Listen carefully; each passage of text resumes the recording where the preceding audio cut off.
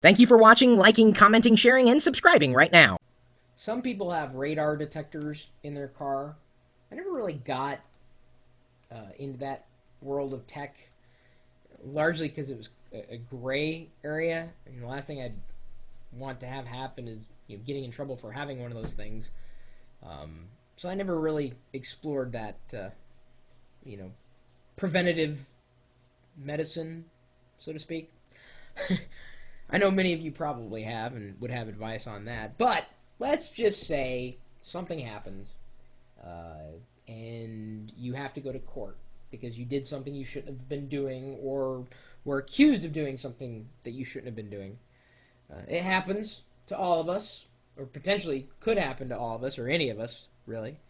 And GT Peach from the chat room at live.pirillo.com submitted a top 5 tips as a follow-up on the one that we did for avoiding traffic tickets the other day. Top 5 once you hit the courtroom with a ticket.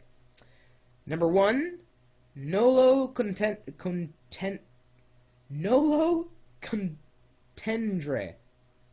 contendere? It says, or no contest is your friend.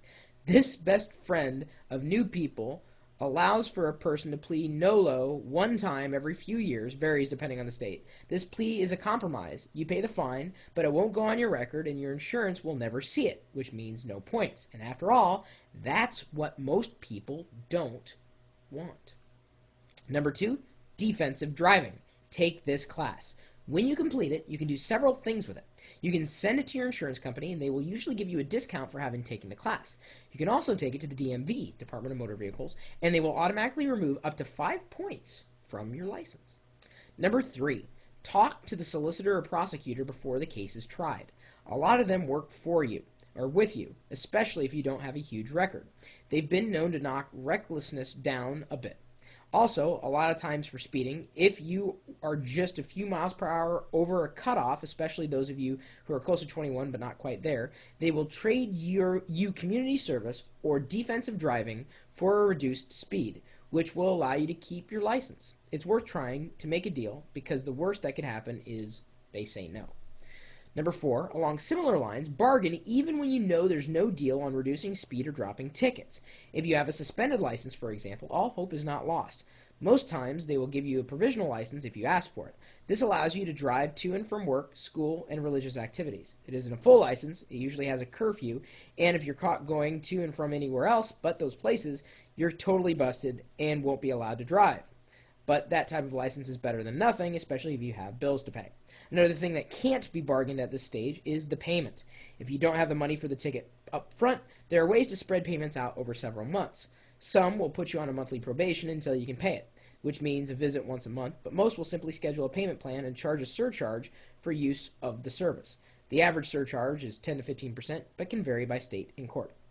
Number 5, know your state laws. For instance, how many years it takes to have something disappear from a record, how many points you can accrue before your license is suspended, how many years you have to wait before being allowed to plea nolo again.